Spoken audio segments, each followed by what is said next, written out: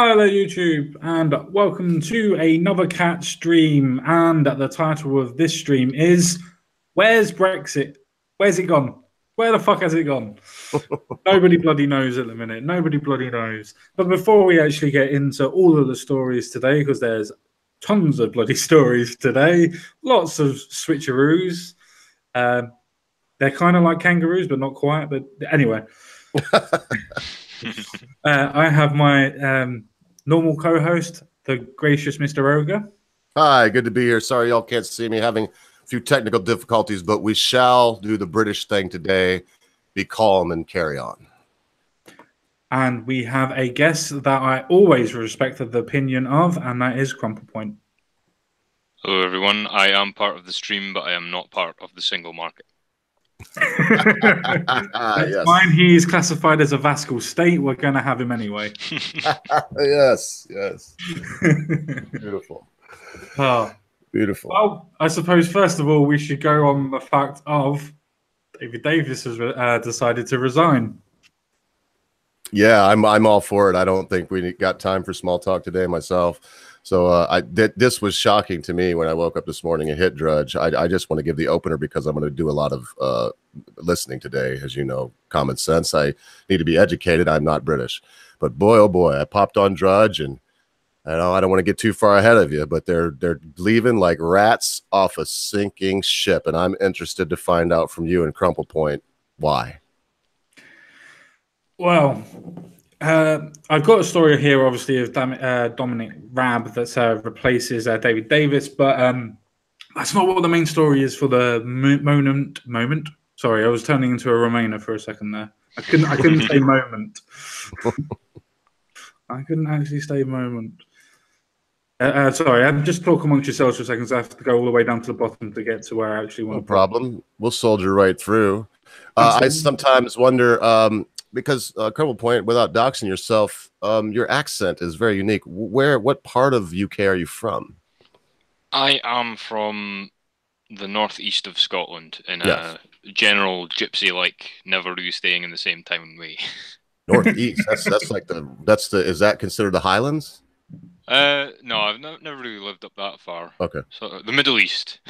The Middle East. You just don't want to say it that way. Well, I'm just curious because you get this But I spent time in Glasgow and stuff as well. So the media here is wanting the United States to believe that your I don't want to call them countrymen, but I guess for lack of a better term, I'll call them the countrymen. Your fellow Scots, let me put it that way, are really anti-Brexit. Is that true, or is that just more propaganda? No, it's not true. It's a very interesting thing.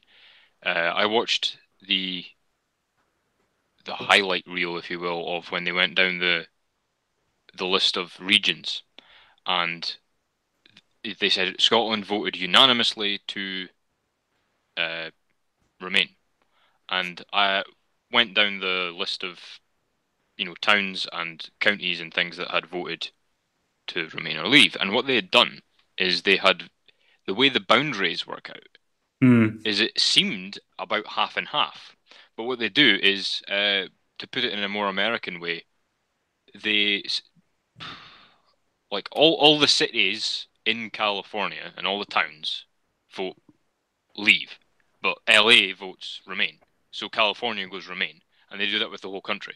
And they did get a considerable margin. I'm not going to deny them that, but the idea that it's a unanimous thing. Wasn't it only 58%? Sorry? Wasn't it only 58% in Scotland? I think it was much closer than the national vote, but I'm not sure. It's been a while. I've not looked into the numbers of that for a while, but it was the way that they showed you the map. But when you looked at the numbers told a different story to the infographic, and that was very interesting. And if you go around, a lot of Scots, I don't know anybody who thinks this is good. Even the people who voted to remain are kind of the opinion that the vote was had. You've got a couple that are like, oh yeah, but Scotland voted differently. But even then, so many people voted to remain part of the UK that they kind of understand that that's what that meant. The SNP don't, but Scottish people understand. Look, we had the independence vote where we said, no, we want to be in the UK. So the UK voted to leave. Scotland voted narrowly to Remain, but most of people understand that this is the way it should be going because that's what the vote was, and a lot of them have actually changed their mind to the Leave side since, because, and I realise this is just anecdotal, but I know quite a lot of people, and a lot of them have changed to the Leave side in the sense that they feel so cheated by the politicians wriggling out of this that they would now vote Leave when they'd previously voted Remain, which I found really interesting because I wouldn't expect it to go that way. I would have expected people to be frightened into voting Remain, but I don't know what your American perspective is on that, Mr. Roger. I think it's all a load of shit. I was under the impression from the few that I know, such as yourself, a Tailed Feature, the Count Dankula. I mean, all of the Scotsmen that I know are absolutely, let's get the hell out of here. We're independent. We're fiercely independent Scotsmen that not only we barely want to be part of England and bend our knee that way, we definitely don't want to bend our knee to Brussels. And so I figured, I don't know. I mean, I have to ask these questions because in the end, I mean, the three of you lot are somewhat mad. So maybe you're not representative of Scotland, but the way you just put it, I don't really. And again, I'm blubbering right now because I don't have a lot of opinions on this crumple point. I try my best. I know how it feels as a Yank when I have my British mates really railing on about what the hell they would do and here and this and that, because it's kind of presumptuous. So I'm going to do my best to just keep my mind even and clear and just pick up information today. So I hope I didn't avoid answering what you asked there, but we'll see as we progress, what I find out, what we all find out. No, so I think even that's an interesting perspective on its own. You must be ready now, Common Sense. We had to have given you enough time to get it together, or no? Yeah, no, I'm ready, but I just thought I would bring this up very, very quickly. Surely. Scotland result: people in Scotland voted in favour of the UK staying in the EU by 62% to 38%, with all 32 council areas voted to remain. But as Point said, the Leave voters were 1,018,322. Where Remain was 1,661,000. So there was only 600,000 in it to make the difference of over 30-something%. Yeah, sorry, that was something I left out and should have specified, was that I know it's a percent, and percents are, an accurate measurement and all that, but Scotland is a much, much smaller country. There are less people. I think you could fit, 3 Scotlands into London or something like that.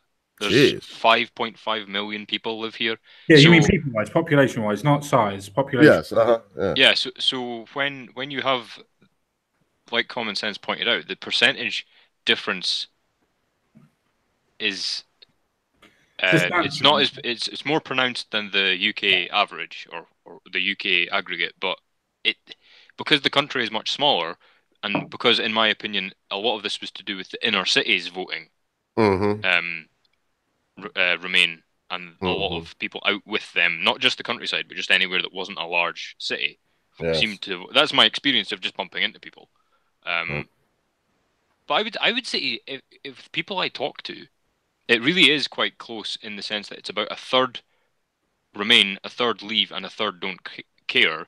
And when pushed, the ones that don't care would probably have voted Leave. But I mean, it's. Like Common Sense guy pointed out, it's not that big when you do a head count as opposed to a statistic. Looking at this, I don't want to get off topic, but I'm going to say briefly, my goodness, your small little country there, Scotland. I mean, what a profound impact you've had on this entire world. I mean, there's been movies made about the stuff that goes on. And I mean, it's just amazing to me that something that is, we have far more people here in the state of Michigan. And y'all have just made such an impact on the world, and not just Scotland, of course, the UK. But let's carry on. I don't want to keep gushing. It always does amaze me when I see a country like that. I mean, man, there's hardly anybody there, but boy, you can't overlook the Scots, can you? You can't do it. Yeah, never count us out. Quick update on Brexit news. Culture Secretary Matt Hancock has become Health Secretary, replacing Jeremy Hunt, obviously, as he's now Foreign Secretary. How many reshuffles is that now, if we count this as a reshuffle? Was that Uh, 3 they're now?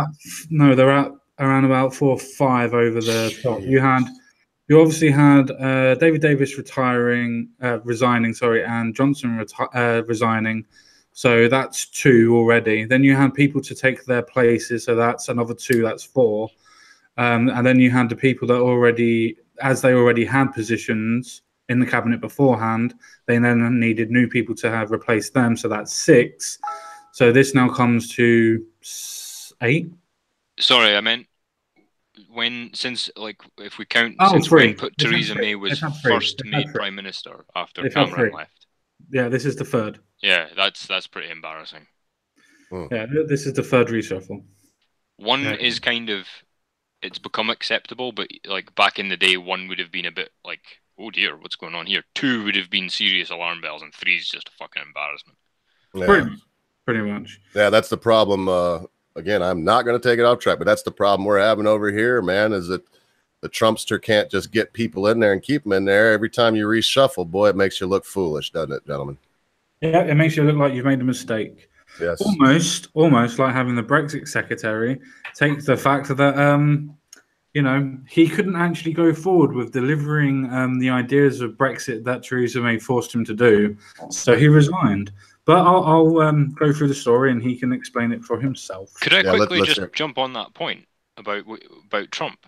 The difference is that Theresa May has absolutely no leadership, whereas Trump is the figurehead. Now, it would be a very different situation if somebody like, say, Bannon or whoever had said, well, Trump isn't following in his own campaign promises. I'm trying to do those campaign promises, so I'm leaving. That would have been different. This is the other way around. This is Theresa May is saying, okay, here's the mandate of the people, don't do it, Yeah.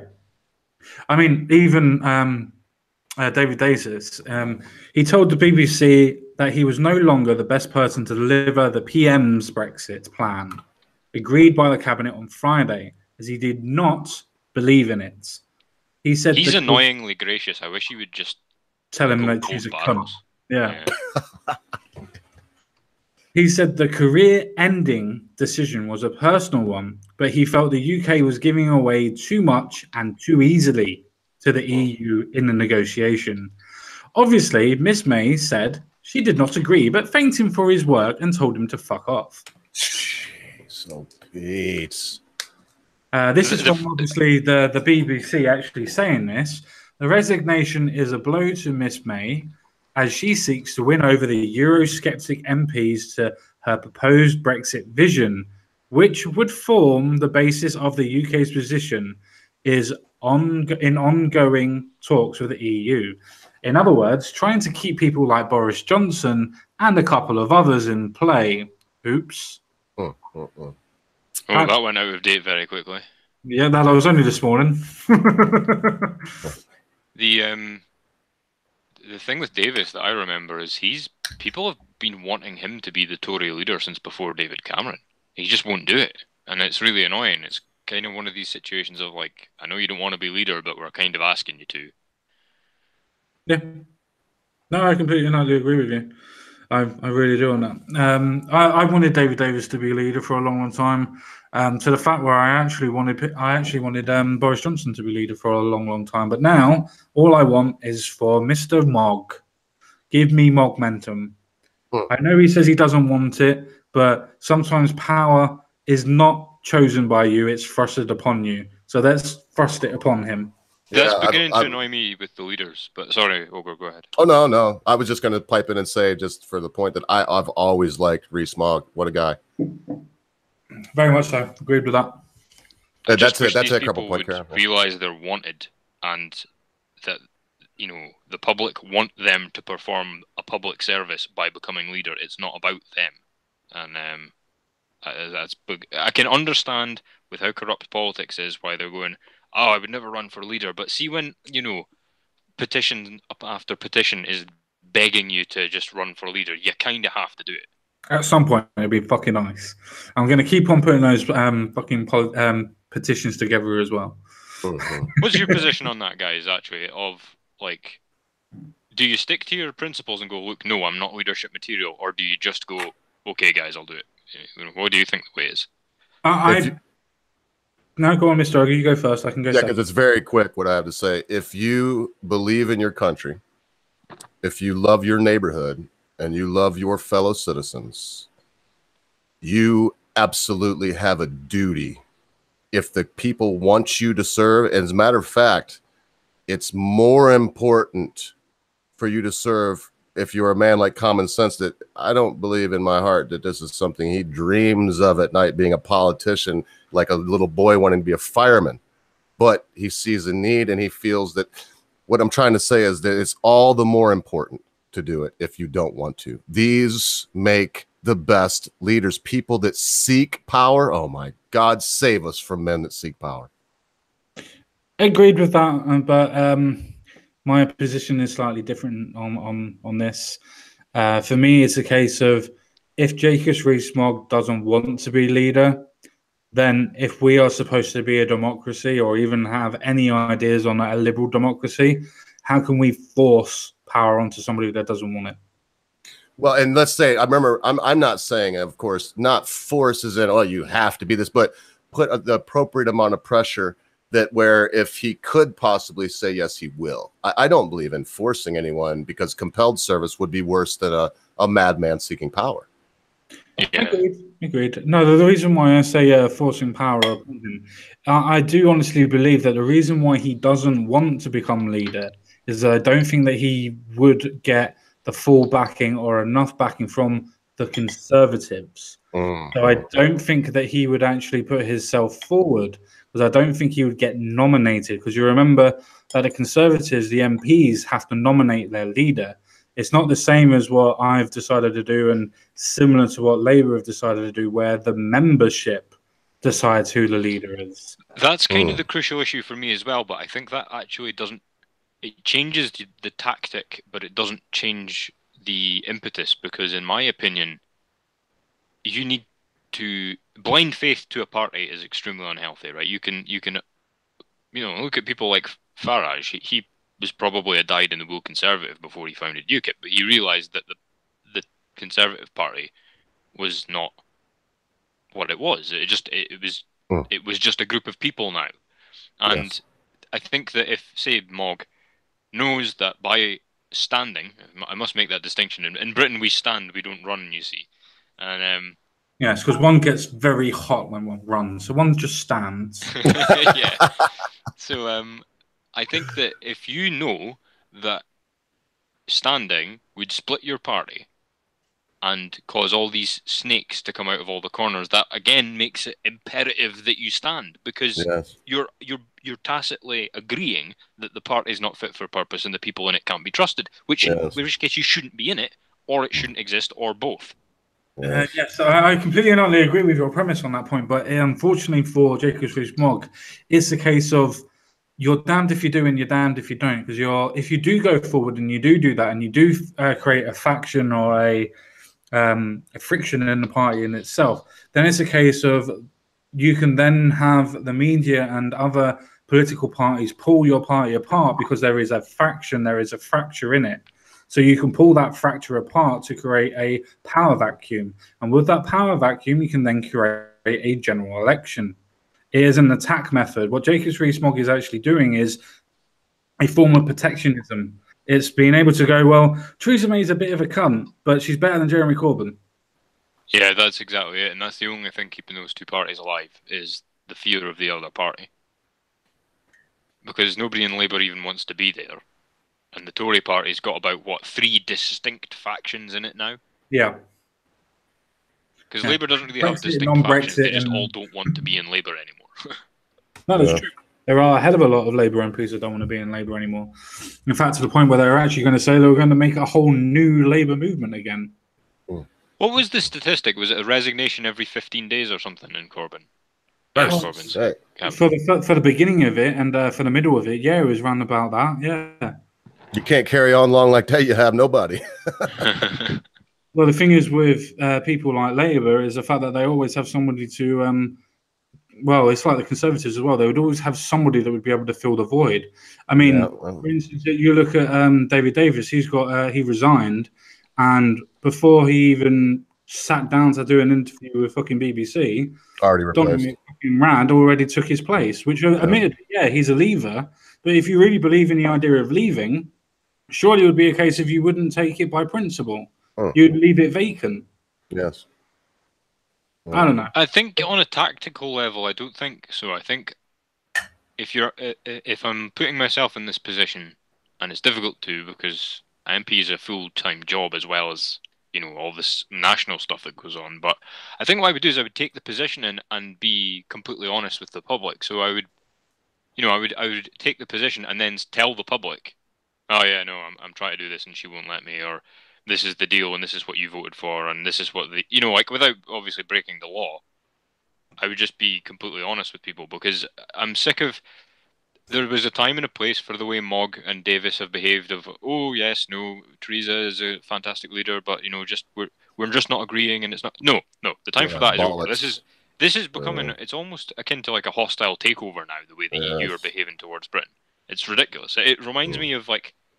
I keep having this feeling that in like 100 years, when historians look at this time period, it'll be thought of as an invasion, but it's not thought of as one just now. If that makes sense. Oh, it is an invasion. And I tell you what, pompous bastards. I mean, look at the EU's, their parliament building, whatever you want to call it, in Brussels there. They modeled it after the Tower of Babel.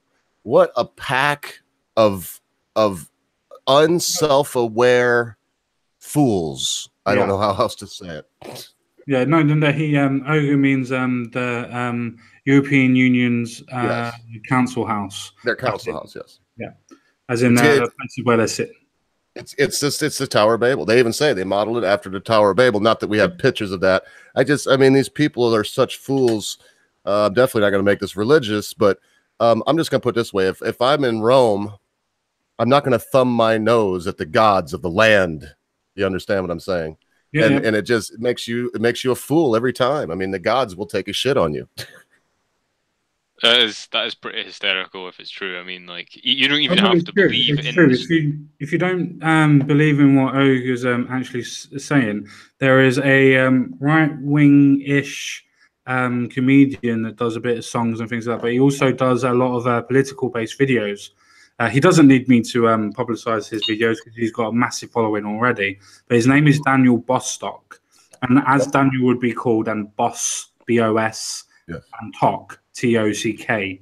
If you go and sub to him and look at his European Union video, he puts both of them together in the thumbnail, and they are identical. And it explains the reasons behind it. Yes. Yeah, and it's like, even if you don't believe in that sort of thing, like Ogre's saying, it's bad juju. The story is about a doomed structure, and you just out of spite are overlooking that fact so that you can thumb your nose, as he said. And it's like, yeah, okay, fine, but you realize you've still. It's like going about dressed as Satan. It's like you don't have to believe as Satan, but you've still made yourself like into the kind of most people's view of evil incarnate. So don't be surprised when they treat you that way. Well, and I mean, it goes so deep. The reason I brought it up too is that the Tower of Babel and in the mythos says that everybody spoke the same language and they struck the language. I mean, the whole mythos is about confusion. It is where we get the word babble from, to babble, which is incoherent utterances. And so, I mean, I don't know, man, this whole thing, I look for the day. I mean, there's been murmurings about Germany now. I look for the day to where England can take its rightful place again as the tiny island, excuse me, the UK, everybody bear with me, you knew what I meant. It can take its rightful place again as the tiny island that sets the precedent for the world. Yeah, sorry about that, but I get it. I know that everyone's not Englishman. If I say Englishman, well, then I'm excluding Crumple Point. But we all know what I meant. I do. The thing is, though, like it's so accurate now that you say it with the EU. Like they worship structures. Like they don't believe that the individual is sacred. They don't believe that countries are sacred. They don't believe that religions are sacred. They don't believe that any particular belief system or philosophy is sacred. What they believe in is political structures that are sacred, and they've learned nothing from the story of Babel. Like that is, it's so funny that it's almost like something out of a black comedy. But they actually did it and spent hundreds of billions to do it. No, you're absolutely correct. But that's the thing, though. That's the reason why they've probably modeled itself after the actual tower, so to speak, because it's a case of symbolism. I mean, you say this very well in your video about Deus Ex. It's a case of the religious symbolism is quite easily extrapolated into ideas of politics. Very, very easy. Because people take the ideas of religion and perpetrate it as the ideas of politics. Hence why we have identity politics. Yeah. Yes. Thank you for watching that, by the way. I hope you enjoyed it. I did too. It should have been a bit longer, but it was good. Oh, longer? Okay, I'll keep that in mind. Yeah. Yeah, I enjoyed it. I've been playing Mankind. I love that the series of games is very well done in my opinion. Yeah. Yeah, let's carry on, boys. We don't want to lose the audience here. And I'm not the one to carry on. I think I'm laying that at your feet, comments. Oh, cheers, very. Yeah, I'll carry on that one. Yeah. Sorry. Right. In his resignation letter, Mr. Davis told Miss May that the current trend of policy and tactics was making it look less than likely that the UK would leave the customs union and single market. So this is the actual Brexit secretary, or was Brexit secretary until this morning, saying that the deal itself from Chequers does not let us leave the customs union and single market. Remember that, and remember that David Davis said that in his resignation letter. So when they do try to spin it in a couple of days' time, David Davis was telling you that the customs union and the single market is still what actually is regulating us when we leave under that deal from Chequers. He said he was unpersuaded that the government's negotiation approach will not just lead to further demands for concessions. In other words, he feels that the EU will just come along and look at this and go, well, you're basically in the customs union. Well, you're basically in the single market. You might as well stay in it, mightn't you? No, we might as well not. But that's the point of the deal with Chequers. We basically are. We're still under the same bureaucratic red tape that comes under making trade deals and trade organizations with other countries. In other words, we can't make any until they do. Yes. Oh, yes, and I wasn't arguing with you. I'm just saying that's bloody. Just pushing it out there, mate. It's, a lot of people don't understand this deal from Chequers, including my dad, that goes, "Oh, it's not a bad deal. We're free." No, we're not free. We're not fucking free at all. Do you know the other thing that people are not talking about as well is that the EU are not accountable to anyone, but our MPs, to an extent, are. So all the EU have to do is say, would you just concede to this custom union thing? And then our guys go, well, it's actually not bad, but it leaves the door open. So in 8 years, when all of them are gone and they're all retired and none of them are MPs anymore, and none of them remember, the EU then go, right, we're adding this to the deal, and the new lot of people, they just accept it, not realizing that they're in the EU full-blown again. Because the EU people can be there for 20 years without getting kicked. But the MPs, I know you get long-term MPs, but it's every 4 years you get a turnover. And they don't get minister positions guaranteed. No. Ken Clark, for instance, he's been around forever, but he hardly ever gets minister positions. That's because he's a shit MP. Well, he's a shitbag, but you know what I mean? Like, just because you're a perennial and sort of semi-permanent politician doesn't mean you'll have any say on national politics. Yes, I completely and utterly agree with you. And so Tusk might be there for another 15 years, but May won't be there another 2 months. Jeez. So they can't afford to leave any of the cancer in, because it will grow back as soon as we've forgotten about it. Exactly. To the point where Mr. Davis, who was appointed Brexit Secretary in 2016, said, the general direction of policy will lead us in, at best, a weak negotiating position and possibly an inescapable one, meaning that we will get that bad deal, which will be the case of you're in the customs union, you're in the single market, but guess what? You don't have a fucking say. Yeah, and British politics really was not designed for this kind of, what would you say, manoeuvring, because British politics is very much to do with, too much so in my opinion, that's what's led to the corruption and the stagnation, but it's to do with, it doesn't reward leadership, it's to do with representing your constituency, and everybody takes a very long time. It's like an Entmoot from Tolkien. Everybody takes a long time explaining everything to each other, and then they come to a sort of softly agreement, and then that eventually trickles down to, the local level. It's not designed to be able to handle this kind of thing where one person in the EU can make one decision with no accountability, and we have to respond in a week. We can't do it. We don't have the machinery to do that, especially not with a crap leader. Yeah, especially with a crap leader. But I especially hated that fucking argument. Oh, the EU is democratic. We're part of this. We're part of this bit. We're part of that bit. It's like, yes, we are part of it. That means that unelected people from the other side dictate to us what we can and cannot do. Oh, we've won so much more than what we've lost. No, we've won when we've agreed with the EU. Whenever we've gone against the EU, 99% of it is a case of we've lost. The only other 1 to 2% is a case of abstaining. So I absolutely hate it when people go, "Oh, it's a democratic place." Fuck off! No, it's a dictatorship. You either do what we say or you can fuck off. Sanctions. Poland, Hungary, Czech Republic.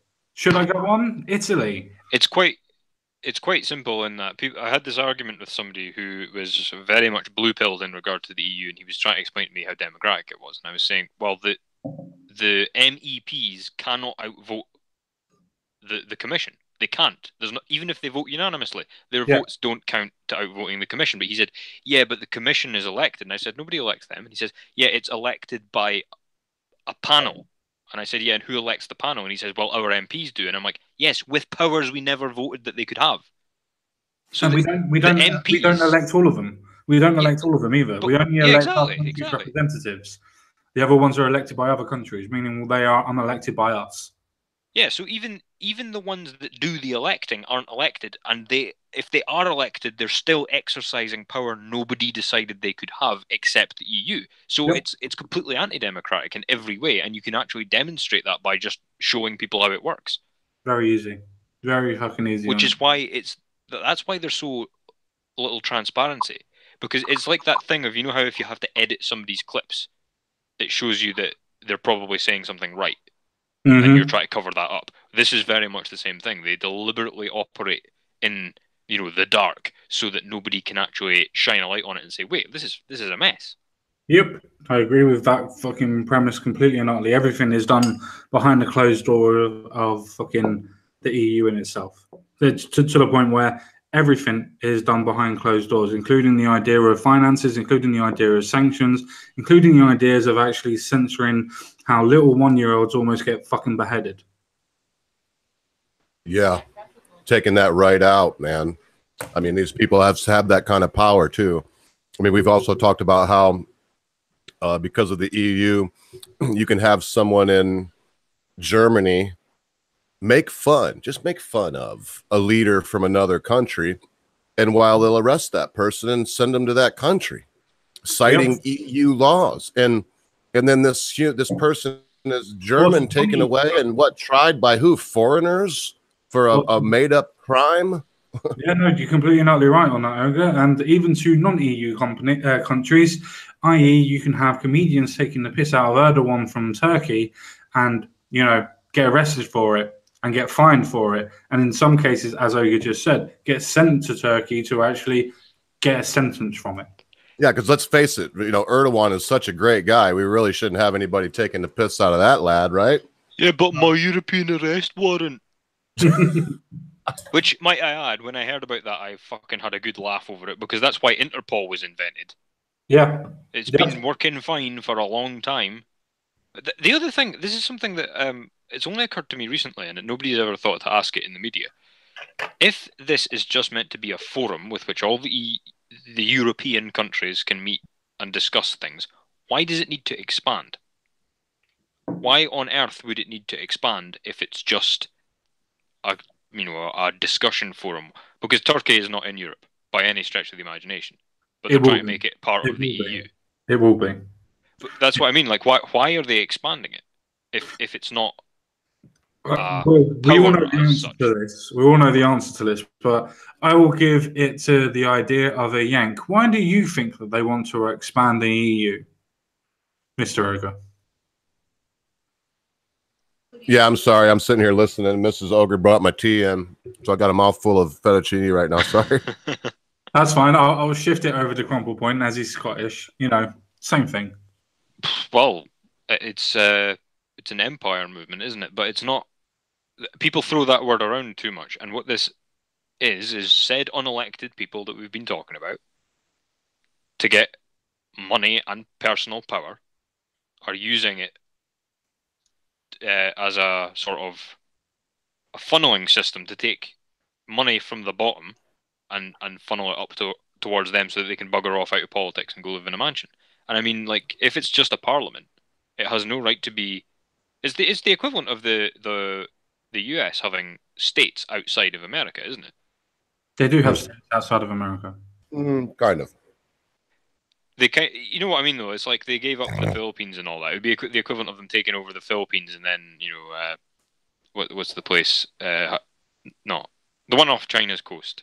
Sorry, I'm ruining the thing. It starts off with of China's Taiwan. coast. Oh, okay. It'd be like the US taking over Taiwan and then taking over a couple of African countries, and all of a sudden there's 67 states. And you're like, wait, if you're just a government and that's all, why are you expanding? It's the same, in my opinion, with the EU. But why do you think, Mr. Common Sense? Why do you think it's happening? Well, I'd actually go a little bit deeper than what you've explained. It in itself is a front trying to say that it's a democracy. It's more of what a socialist, believe it or not, would actually call an actual company and a proper oligarchy. To the point of they are just buying countries to get their money. All they want is their money from it. They don't want their political might. They don't want to bring them into trade. Because if they wanted to bring them into trade, you don't need to come into a club to be able to trade with somebody. All they want is their money. So all they're doing is buying resources from that country. Because once you're part of the European Union, they then have control of all that country's resources. So say, for instance, they did take over a couple of countries in, I don't know, Africa, and they were able to get a country that had diamond mines or gold mines, for instance. The EU would then have complete and utter control and say of how those gold mines and how those diamond mines would have to trade with other people, meaning that they would get the biggest percentage out of the sales of that. It is run as a company, not as a political center. The political point is separate. After all, the ECC was designed to be a trading partnership, not a government. It comes separate. It comes second. It was a second idea. This is all done as an idea to be able to control your money. Because if you can this is a resource, great point as well, because it's a really great point, because people go on about, oh, it's an oligarchy, oh, it's a one world government. It's like it's the same thing. It's a very small group of people exploiting a very large group of people through force. It doesn't matter what you call it. It's the same thing. Yep. Yeah, and I believe, gentlemen, with all my heart that since the Magna Carta and the progression of the fall of monarchy, why the ruling class, because let's face it, it wasn't just the king and queen. They were the ones that had the coveted spots, but you had this whole thing built up around them that went even into the church, and there was this whole power structure that was unelected, didn't represent the people or the needs of the people, and basically just controlled power. I also see this, and let's face it, I'm only agreeing because when you control someone's money, I mean, let's all remember Mayor Bauer Rothschild that said, listen, if you give me control of a nation's currency by inflation and deflation, I don't care who makes its laws. So this is just, in my mind, this is just the old guard, because again, I agree. It doesn't matter, oligarchy, monarchy, any archy you want to put on it, whatever, all the same, wanting to get power back from the people.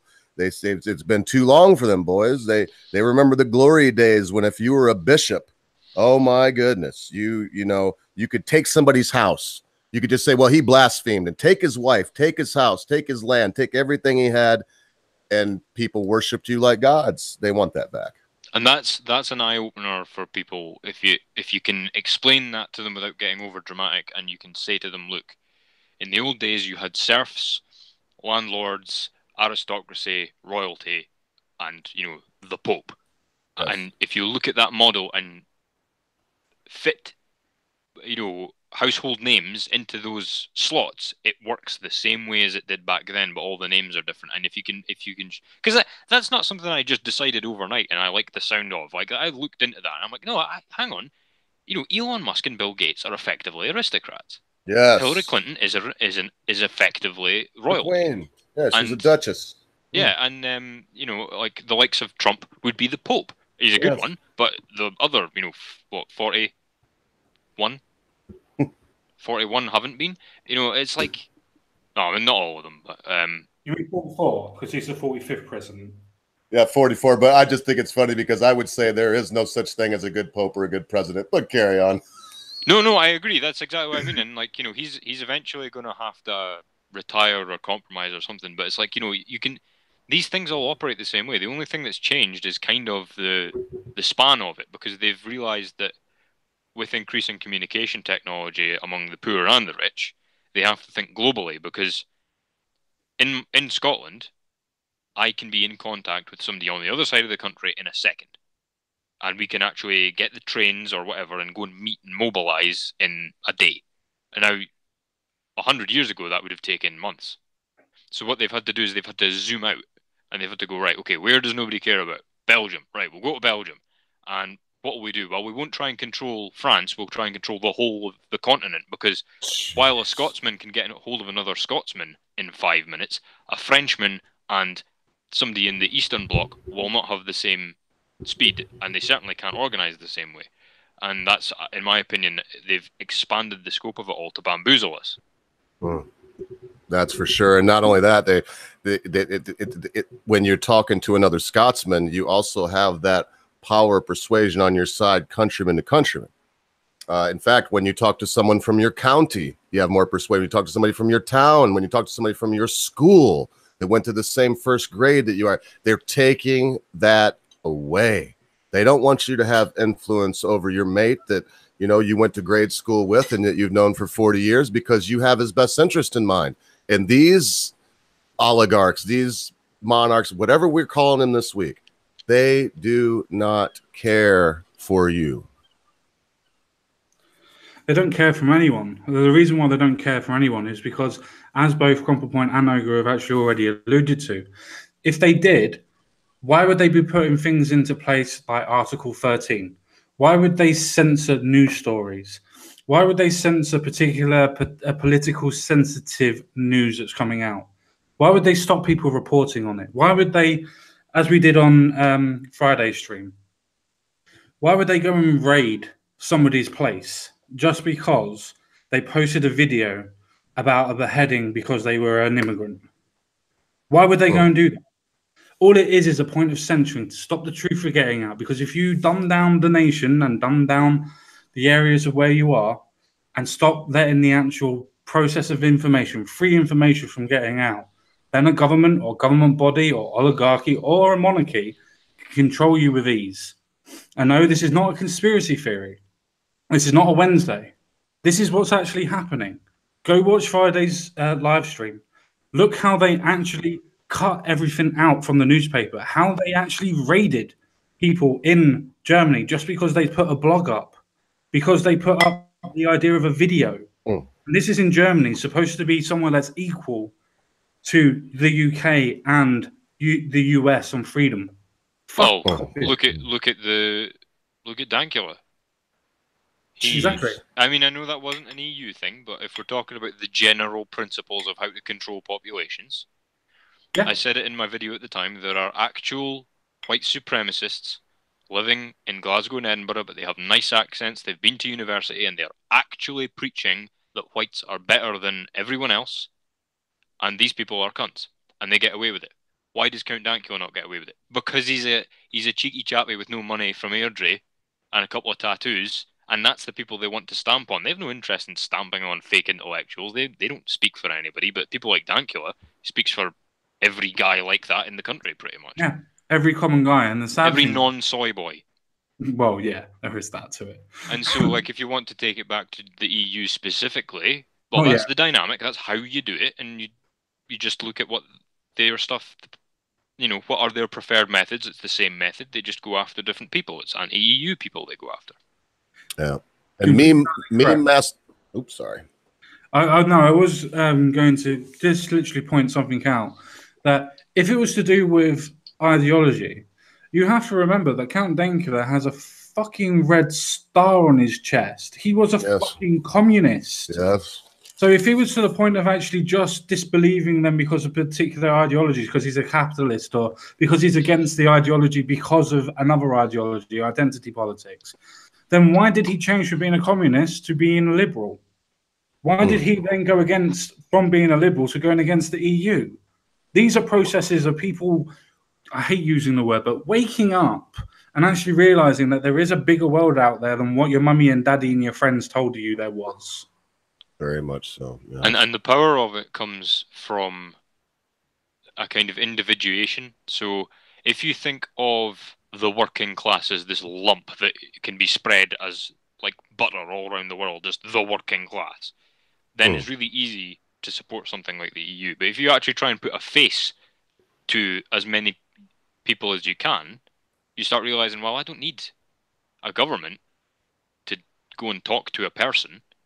And then you realize, wait, that's how business works. Like a businessman doesn't need Angela Merkel in all her infinite wisdom because he's just too stupid. She'll sort the business deal out for the businessman because she knows better. It's like, no, look at the internet, look at the conversation we're having across 3 different countries, or well, 2 if you want to get technical about it. But no, definitely free. Definitely free. You are not English and I am not Scottish. Well, yeah, it just depends how you look at it. I don't know how legally Well, the speaking same what the continent. situation actually is now, because I think of the UK as almost a federation more than a, well, let us boldly go where nobody else has gone. Yeah, out of Europe. But it's like the more easy. If you look at the way the anti-EU politicians operate, what do? They don't go and sit in Belgium and attack the EU Parliament as UKIP. What they do is UKIP go and meet the Italian version of UKIP, and they meet the Romanian version of UKIP, and you see the guys all have talks on stage together. Because the more you put faces to names and realize that countries are made up of those, people, the easier it becomes to see, oh wait, yeah, this rhetoric doesn't stand up to scrutiny because, okay, this guy fits into that working class bracket that we spoke about earlier, but he's a liberal who hates the EU and speaks to, Italian people on how they're going to bring down the EU, but he's working class. This doesn't make sense. And you realize that the theory or the ideology is of no use in the real world. And I got something very quickly from this is on point, so I'm just going to say it now. From Meme Master Moz, he's been out in the woods partying it up, but he has this to say to us. Sorry, dude, I'm watching, but can't chat. And here's his point. How many times have I said the EU will stop Brexit at all costs? So when May offers Britain to them on a plate, it would prove my point if they reject it. Plus, May is a cunt for what she has done. And I can't agree with you more. Moz, agreed. Yes, agreed. Well said, Moz. A lot of people are starting to call her Treason May. Yes. That's better. I like that. Treason May and Jeremy Trotsky. Hey! What a lucky time we live in. All right, lads, I have to stretch my legs. I'll be back in about 2 minutes. That's all it'll take me. No problem, mate. No problem. What I can do is then I can quickly move on from David Davis. What do we think about Dominic Raab being appointed Brexit secretary? How do we reckon he'll do? I'm not all that familiar with him. I think I've seen him, on things, but I can't think of a track record as such. So I don't know. I think with the speed, I'm suspicious because of the speed at which this was done. I think it was the case that he's always wanted to be part of the cabinet. He's always been a junior cabinet member, so to speak. But he is a staunch leaver. He's very articulate in the way that he speaks. He's been on what you would class as Politics on Sunday or Politics Daily Politics, sorry. He's been on those type of shows quite a lot. He's always held his own, always probably won the argument against his opposition, so to speak. You'd think, though, that if she was serious about it, because my opinion is that, okay, he's a leaver, but is his leaving, bent stronger than his pro-Theresa May bent? Because if he's going to do what she wants over what matters in Brexit, then it's irrelevant. And if she was serious about it, she would have just appointed Gove, surely. Like, Michael Gove, staunch pro-Brexit, doesn't give a shit about the Conservative Party to any great degree anymore, quite independent as a voice, stick Gove in. I know Yeah, he's a that's bit the reason annoying, why but, she you know. never would do. No, you're correct. That's the reason why she would never stick somebody like Gove in. That's why he wouldn't have stuck somebody like Dr. Liam Fox in his place, or somebody like Jacob Rees-Mogg. Yeah, so that shows me that she isn't serious about it and that this could be a token because she's thinking, as you pointed out, junior minister, easy to squash. And I definitely agree with that. I think if she was serious about it, she would have appointed a bigger name. No, I can definitely see your point on that. I definitely agree where you're coming from as well on that one. To be fair, I would say that I think that this story is going to be produced a hell of a lot more from both Davis and Johnson actually obviously resigning. I think that excuse me, I think this story is actually going to go a hell of a lot more. It's got more traction in it. It's got a hell of a lot more traction in it. I think that I'm going to make one of my guesses where I would put money on it. So I'm hoping that this doesn't come to fruition. But every time I have done, it has come to fruition. So I don't really want to say, but I'm going to anyway. But I would say by the end of this week, or at most by the end of next week, I would say that Theresa May would have gone. And I would put money on that. You think she will be gone? Do you think you're going with the vote of no confidence is coming? You believe that? I sincerely believe that if you're going to have prominent members of the party, remember the deal was done on Friday, and both Johnson and Davis have waited until Monday morning when they're going to get the biggest press releases to be able to say that they're going to leave. They've obviously been speaking to people. They've obviously been speaking to themselves as well, and other people that have also resigned. So for me, it's a case of they haven't resigned from the party. They have resigned from the cabinet. So they haven't resigned from the actual party itself. They are still MPs. So for me, I reckon they're going to be able to put in a vote of no confidence either by the end of this week or by the furthest the end of next week. And she will be gone by the end of next week. I Gentlemen, don't think so. I don't see it. Just for a second, let's say, and for the sake of argument, Crump, let's assume that it does happen. Can we all not agree, though, in some way that the devil we know may be better than the devil we... No. Okay. No, I would rather anything, really. Because, see, even if they got rid of her, stuck somebody else in, like, you know, Jeremy Trotsky, he would be so anti the will of the people that would actually probably kick up a fuss on the level of, you know, the great unwashed. And then if you stick a staunchly pro-Brexit person in, then you get what you wanted anyway. So either it's the middle ground that's the problem here. Well, if I can continue explaining the reasons why I'm thinking this, Surely. Because I honestly do feel that David Davis and Boris Johnson, remember, both are extremely intelligent. I don't care what you say to me about Boris Johnson. He is a fucking intelligent bloke. He acts a fool, but the point is he acts a fool. There's nobody's fool, though.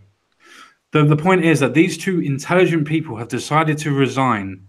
There is a process, there is a reasoning behind it, and I guarantee you that I put money on it again. I'm not normally wrong. I don't want to blow my own trumpet on it or anything, but I'm not normally wrong when I put money on things. By the end of next week, you will find out that Theresa May has left. The reason why, the two front runners to be able to come to be the new leader, Johnson, Davis. Guarantee you they've split the party down the middle on who wants to be on each side. I guarantee you those will be the two front runners to decide who's going to become leader. I don't believe either of them has the spine for it, though. I honestly don't. Boris Johnson would definitely have the spine for it, and David Davis would fucking... He has the spine to stand, but he doesn't have the spine to cause a Conservative Party split. That's the thing, is these people all know each other, even across the two parties. They all know each other, and they all know that they have to Boris Johnson does. All the thing is, what I'm trying to say is that Boris Johnson has the power and has the backbone to cause the rift if he thinks he's going to get something out of it. Now, David Davis is an intelligent bloke. He knows that Boris Johnson can cause that rift without him lifting a finger. All David Davis has to say is, I'll stand against him. And then people will follow him just because they don't want to vote for Boris Johnson. It is that simple. Boy, he's a great leader. I did like his honesty when once I was watching an interview with Mr. Boris, and he said, Boris, it's said that you would sleep with any woman in the UK. Is that true? And he said, what, again? I thought that was brilliant. And then, of course, that just shut the interviewer down. No more dumb questions like that because they couldn't ruffle him. I love. See, that was the thing with Boris, because people go back to his days at high school or university or whatever, and like he was a very mediocre student. It's like, well, yeah, of course he was. He knew he was going to go into politics. He didn't pay any attention, and now he's at the top level of politics because that's what he was interested in. Yes. You don't get an A level in how to network, you know. I'm sorry, Common says I didn't mean to throw you off either. I mean, it's so funny to me that it's rare. I'm not going to blow a bunch of Trump sunshine right now, but yes, I do believe he's a good president, and it's so rare we get the good ones. And then when we get the good one, everyone, instead of focusing on, well, look how Boris ran London. He was a great mayor. Look how it's gone. Look his era and Sadiq Khan's era. There is no comparison. But yet they can't look at that. No, we always get sidetracked. And what it is, gentlemen, is ad hom hyperactive to the max. Yeah, no. Yeah, I completely agree. I also agree with what Common Sense is saying in principle. I just don't think they have the stomach for it. So I think that exactly what Common Sense is saying would happen. If somebody tipped that first domino, that's what would happen. And that's how it would happen. And it would actually be good for everybody if it did happen. And it would also cause the breakup of the Labour Party, which would be great. I genuinely don't. It's so social, British politics. It's so social. Everybody knows each other, and it's like high school. They're far more scared of upsetting each other than they are of, upsetting the public. They care so much about what the media thinks, even though nobody is watching the media. Not because they care about the media, but because they care about the people in the media, the faces. It's a very social thing, and they all retire. They know that they just have to hang on for maybe 8 years, get a good reputation, retire, and go into some kind of consulting job. So they don't have any reason to rock the boat. And I don't think any of them, except maybe Davis and maybe Mogg, are principled enough to actually do what needs to be done. But what they think needs to be done at present seems to be conserve the Conservative Party, rather than, no, the country needs a good fucking forest fire of so-called leaders, and all of them need to boot it out. It's a grim narrative, my friend. But that's why I think that both Boris Johnson and David Davis, in taking these steps, have decided that they are going to cause a problem for the Conservatives, because this story is not going to go away. This is going to be completely and utterly picked up in the next couple of days. Boris Johnson will be writing his Telegraph News article in the next couple of days. David Davis will be on Sky News. He'll be on Andrew Marr. He'll be on Politics During the Night. He will be making his point a case. Boris Johnson will be making his. And it'll be a case of the Conservatives will be looking at them as leadership candidates and thinking, well, they're going to be better than Theresa May. The only thing that they both have to do, or at least one of them has to do, is convince the rest of the Conservatives that they can win a general election with them two, either of them two, as leader. The problem is that they, in my opinion, what they think is that the mere causing a general election or a leadership vote is a sign of weakness. And so they would rather stagnate and just see what happens than look weaker than Labour, because what they're doing is they're waiting for Corbyn to fall off his perch first before they do anything like this. And Corbyn will stay where he is because he's not in power. He's got a bunch of sycophants around him. He's got the gang known as Momentum at his back, and he can stay there for as long as he likes, really. Yeah, I think the only difference is, though, I think that they've already decided to push Theresa May off her perch. These are two extremely... She's well liked, though. She's not well liked. She's not well liked. She's not well liked at all. They say that to people's faces, and they say it to certain media outlets. Nobody really likes her. Nobody really likes her. You talk to any politician, even on... you talk to any reporter that doesn't report for major news outlets, that's got a couple of contacts in the parliament. None of them like Theresa May. Very, very, very few really like her. All right, fair enough then. Puritan. They think that she's a Puritan. They think that she's a feminist Puritan. They don't like her. They don't see her as a true Scotsman fallacy, but they don't see her as a conservative. I wish they would say that to us. Because that's the thing, is I'd been under the impression that she was relatively well liked compared They to have some of the to. other people that they've got out there. This is the other thing though, is the media have a huge amount to answer for. And I know it's like that whole thing of, oh, the media this, the media that, but this gossip politics is what's led to this. People are more concerned with, oh, he said this about you, what are you going to say back? This mean girls bullshit that we call news to polarize people, when the responsibility of the media is to present a coherent view, put it together with a narrative that makes some semblance of sense, and go, well, public, they're all trying to shaft you. Or well, in the old whatever, days, it's not even supposed to be that crumple point. It's supposed to be who, what, where, when. And then they added why. Yeah. They added that. It's who, what, where, when. And then you form your own narrative. It is not the place of anyone in the press to tell you what they think. And that's all they do now. If it's not Sky News, or if it's not RT, it's one side or the other. You can have Fox News, you can have CNN. Either way, you're so far off the plate. I don't know. Maybe you lads will make it interesting and put £5 on a vote of no confidence by August. What did I write down here? By August 10th. Who knows?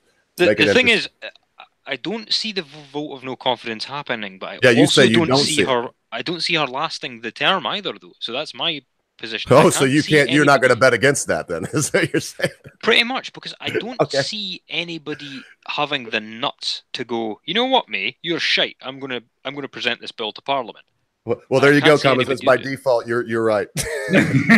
Yeah. No, I would say that of the two, a vote of no confidence is likely. I just can't see how it would happen, because I don't think any of them has the stones to stand up to the party at large. It would have to be like what they did with Carswell. It would have to be like a really, really, really junior MP presents the bill that was written by somebody very high up, but anonymously.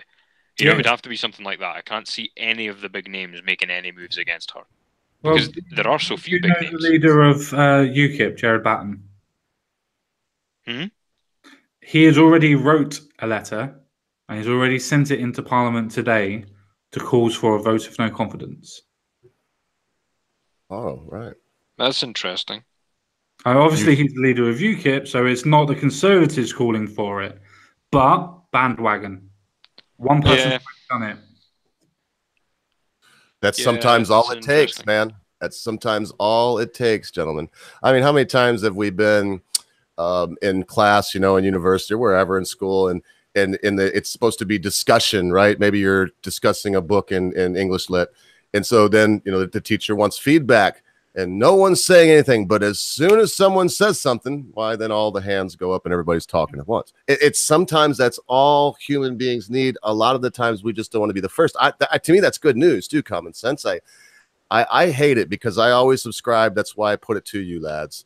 The devil you know is better than the devil you know. But man, the more I see, I put it this way to Crumple earlier.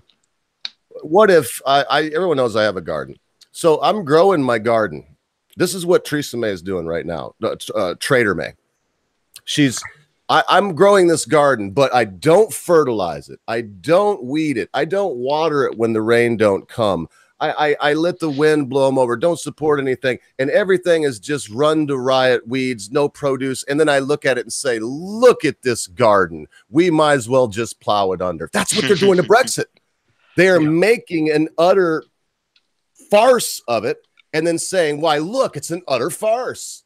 Well, that's a brilliant way of looking at it, and I like it when people compare things to ecosystems, because that's how I think of them generally. And I think if that's the Brexit garden, I'd like to describe the United Kingdom garden and the United States garden. And the United States garden, it's quite big, it's quite vibrant, it's still pretty healthy. There's quite a lot of disease on the trees and things like that, but it's relatively okay, and the sun still gets to it and everything. But see, the problem with the British garden is all the plants get watered and picked and covered up at exactly the same time, all the time, every year, regardless of what the weather is doing. And as a result, the weather is been maybe a bit hotter than usual or a bit more rain than usual, but the farmer or the gardener hasn't changed his schedule at all to account for the weather.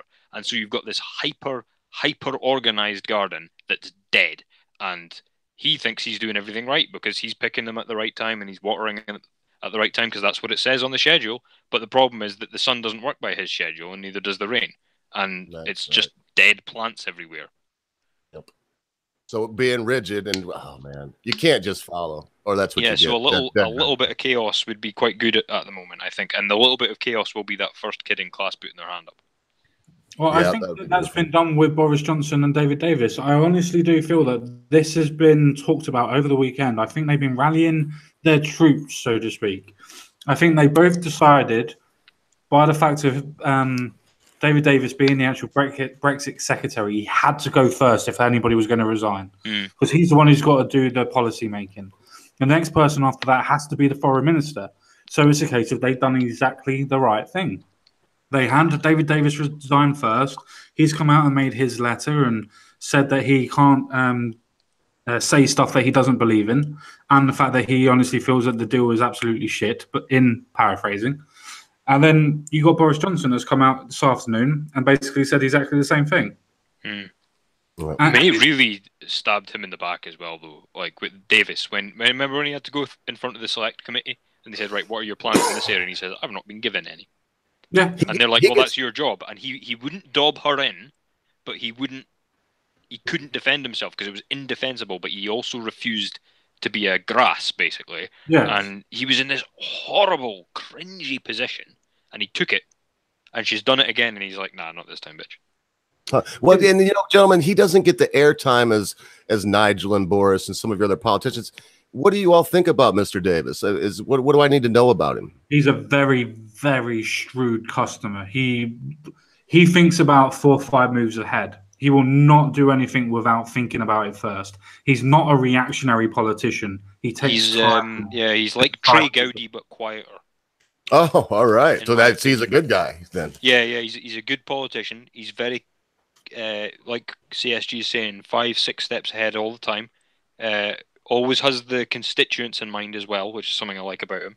He can also think at each level. He can think local politics, sort of council level politics, and national politics and international politics when he needs to. And the difference is that he's very, very quiet and considered, whereas Gowdy is quite vocal and dramatic. So it's not out of the realm. I mean, so I really should. So what you're saying, common sense, is really has weight, because if this guy does think ahead and he's that shrewd, it's very possible that he's used the weekend to do exactly what you said. And I mean, Boris, you put Boris in there. He's also, we have to admit that Boris is very crafty. They can bring up grades all they want about university, but when it comes to just a mind, he's got one. I think Davis would rather subordinate himself to Boris. I think he'd rather let Boris do the thing and Davis will be his second in command. I think that's what his preferred method would be. I can see that. I think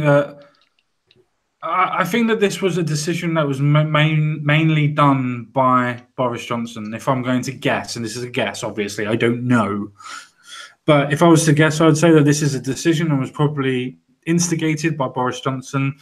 Going, look, you can't say that you're going to go for this deal. You don't believe in the deal.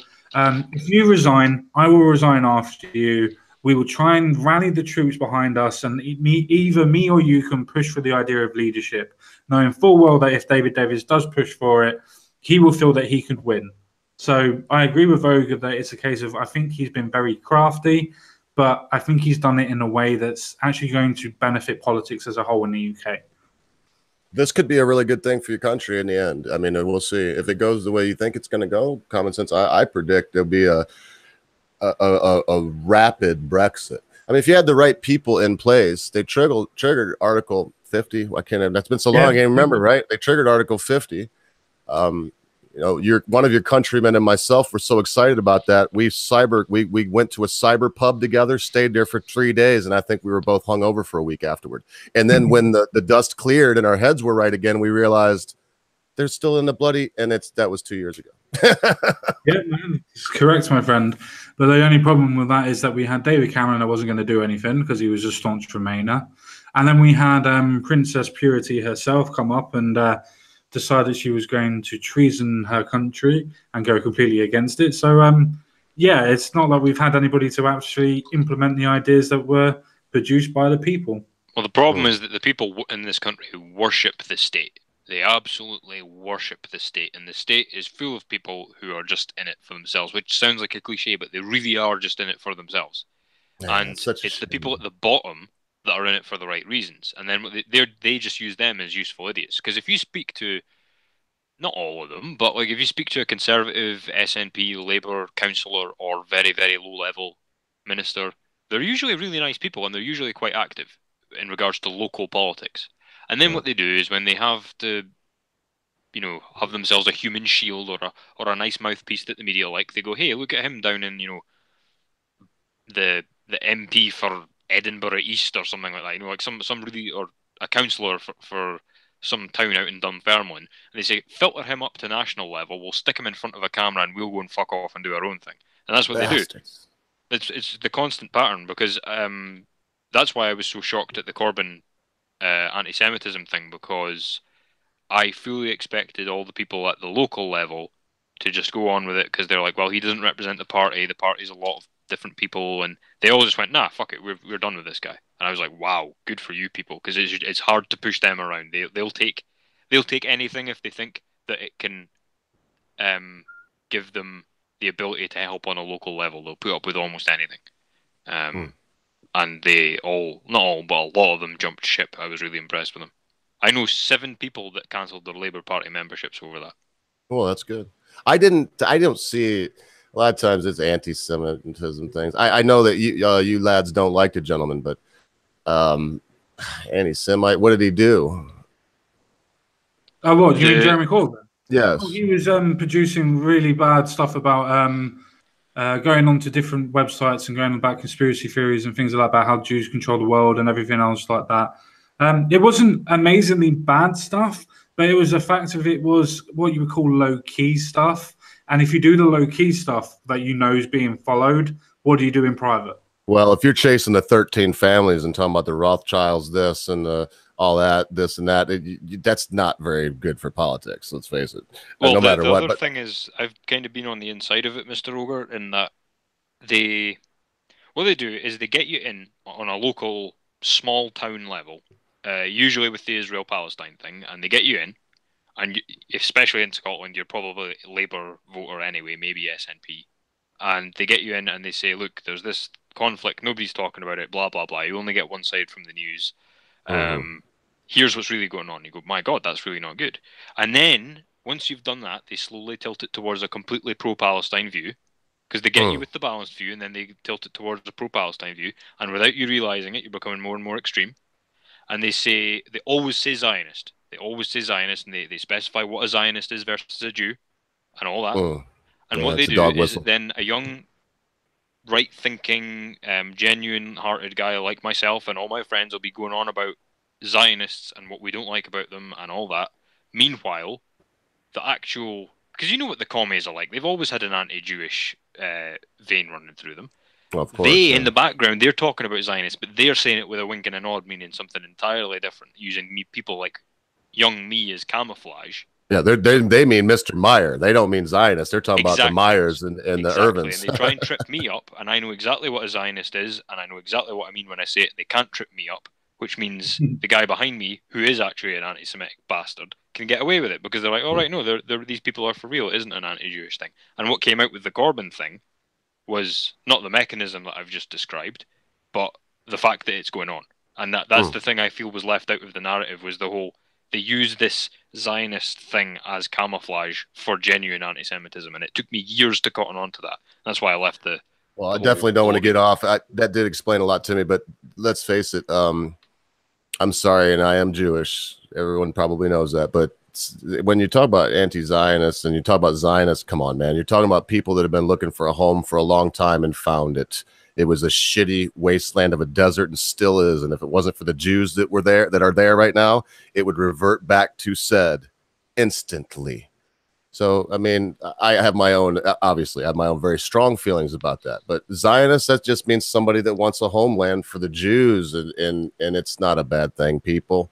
Well, the way they frame it is basically what you and I would call a globalist, which is a perfectly contemptible thing, which is why people get so angry about it, and why they get so defensive about it when it comes to the Zionist thing, because they're describing a globalist. And this is what the left have always done. They twist words and the meanings of words so that two people who are probably agreeing don't realize they're agreeing because they're speaking the Tower of Babel again. They're speaking different languages. Yeah, they got newspeak going on, the Tower of Babel. Exactly. Sorry, so I just wanted to get that out there because I hated to drive it off. Is this insidious mechanism that they use to recruit people? Yeah, and I didn't mean to drive it too far off topic. Common sense. I always hear that people accuse, and whether we like the person or not, when we start accusing people or someone's accusing somebody of racism and anti-Semitism and all this stuff, man, we got to look serious at that because it's just, that's not a label that's, it's that people want hung on them. Anyway. And the other thing is he's always defended Hamas as well. Sorry, CSG, go ahead. No, I was just going to say that's exactly where I was going to go. Where he's always gone from the idea of Israel to the point where he has been paid to go onto Israeli telly and go on, to go onto Israeli telly and go against Israel, as in to the Palestine part of it. And stuck up for Hamas? Yes, he has, yes. Mercy. Bearing in mind, I know Palestinians and they fucking hate Hamas because Hamas operates the same way that the East Germans used to operate, of like 1 in 4 people was an informant, and if they don't inform, they get killed, and so does their family. And the Palestinians fucking hate Hamas, and then you've got Jeremy Corbyn, the starry-eyed, thinks he's should be on a Che Guevara t-shirt idiot, who comes along and says, "Oh, they're just freedom fighters," and the Palestinians are like, "Excuse me." Look, let's remember Hamas and Mujahideen, Hezbollah is the same thing.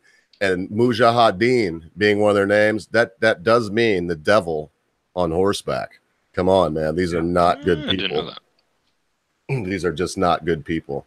In fact, if you haven't seen it, watch a documentary called The Devil Came on Horseback, and you get an idea of how they operate.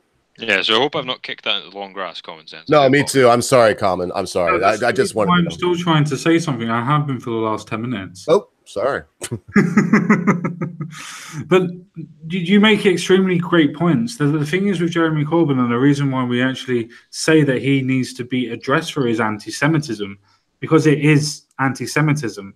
But if we can put somebody in prison for a grossly offensive joke for it, or at least fine them, what does that say about a political party leader that has done something similar, which is to be anti-Semitic, remember, context removed, and fuck all happened to him? Why is there a difference in the policy, and why is there a difference in the law where somebody that made a joke about, obviously Hitler and gas the Jews and whatever, that's classified as anti-Semitic, so to speak. But yet, when you actually support Hezbollah, when you actually support Hamas, when you actually go and do talks for them, when you go and do other bits and pieces and promote their ideology, and then you actually go across and you actually say and endorse people that say that Jews are controlling the world and other Jewish conspiracies and whatever, that doesn't affect Jeremy Corbyn. He just has to apologize. And he still remains a party leader, and he still remains completely free of charge with no charge against him. I'm not saying he should be. He should have his freedom of speech. But if you're going to dish the law out, dish it out properly. Just one more point on this, and then we will move on, hopefully, if nobody else wants to retort.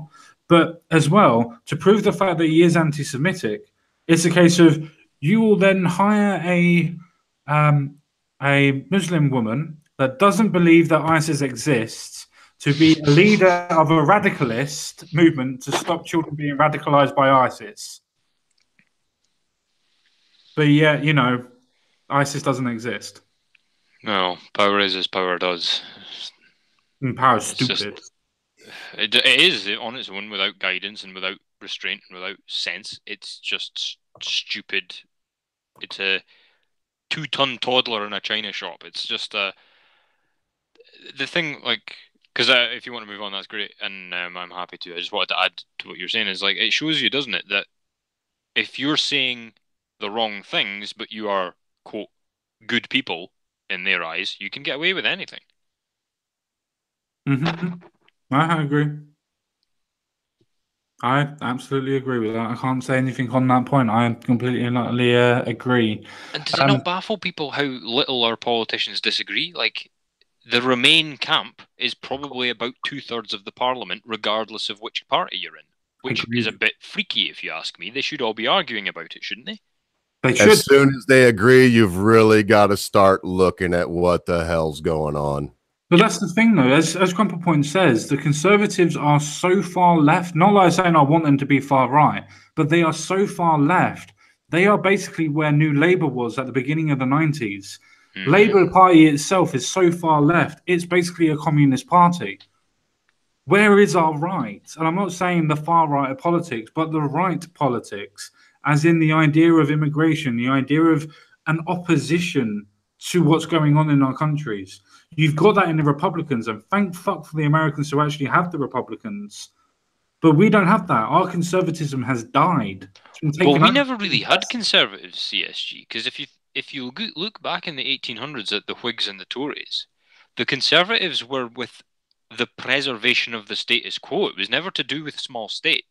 They had no concept that the state would even grow any particular size, because they'd already given. What I gather the mentality was they'd given the monarchy such a fright with Parliament. They never assumed that any prime minister or party would deign to get the size that they have. So the Conservative Party was very much one of continuity. They should be called the Continuity Party rather than Conservative Party. Meanwhile, the Americans, led by Thomas Paine, for one, who was sending letters over to America constantly and treaties over to America saying, look, at the size of our state, don't let this happen over at your neck of the woods. The Americans, like you say, have the Republican and Tea parties going, hey, you want to roll back the size of your government there, mate. No, completely and utterly correct. But I would say that the Conservatives of the 1970s and the late 1980s were of the idea of open free trade and actually the idea of capitalism as its general thought, rather than the idea of, I mean, don't get me wrong, their process on immigration wasn't amazing, but it was better than what it is now. Their idea of intimate trade, the trade of being able to be free trade, the actual premise of free trade, not fucking, yeah, we're going to have free trade, but you have to pay for it. No, the actual proper idea of free trade. I don't see what's wrong with that idea of conservatism. But apparently, nowadays, it's a case of we don't have conservatism, as Crumple Point's already just alluded to.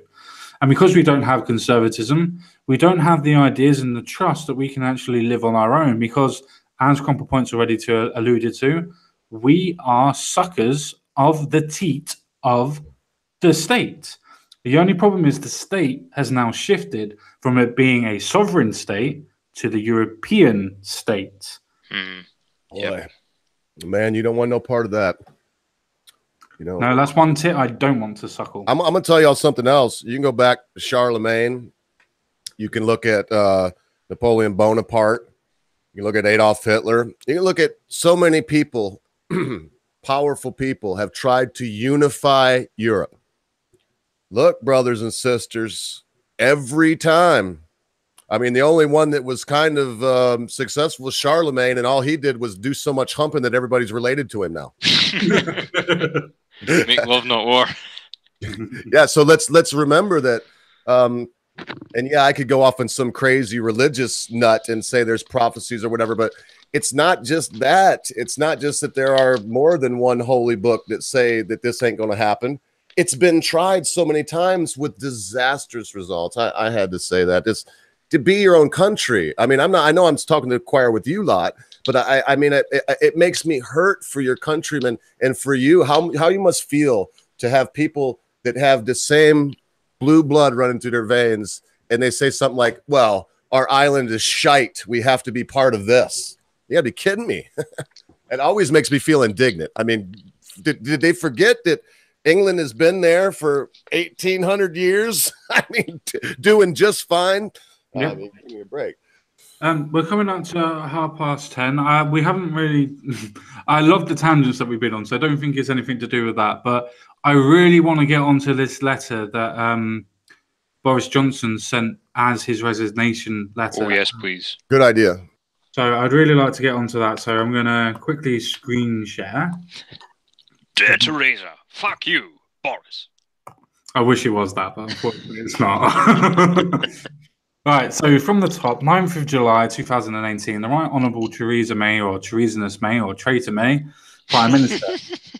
Dear Treasonous, Teresa, it is more than 2 years since the British people voted to leave the European Union on an ambiguous and categorical promise that if they did so, they would be taking back control of their democracy. Sorry, it's very, very small and it's very hard to read.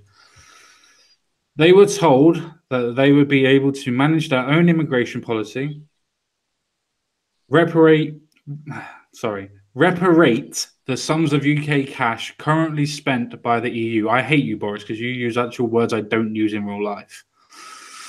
And above all, that they would be able to pass laws independently and in the interest of the people of this country.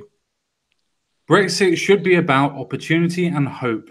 It should be a chance to do things differently, to be more nimble and dynamic, and to maximize the particular advantages of the UK as an open, outward-looking global economy. That dream is dying, suffocating by needless self-doubt. We have postponed crucial decisions, including the preparations for no deal, as I urged in my letter to you of last November, with the result that we appear to be heading for a semi-Brexit, with large parts of the economy still locked in the EU system, but with no UK control over that system. Remember, these are the people that were at Chequers, and that's these people's opinion of what that deal that they struck is about. Not what the spin is. That's what they think that this deal is doing, and this is the reason why they actually resigned. It now seems that the opening bid of our negotiation involves accepting that we are not actually going to be able to make our own laws. Indeed, we seem to have gone backwards since the last Chequers meeting in February. When I described my frustration as Mayor of London in trying to protect cyclists from juggernauts, we had wanted to lower the cabin windows to improve visibility. And even though such designs was already on the market, and even though there had been a horrific spat of deaths, mainly of female cyclists, we were told that we had to wait for the EU to legislate the matter, to prove the fact that the EU does dictate our laws to the people that don't fucking believe it.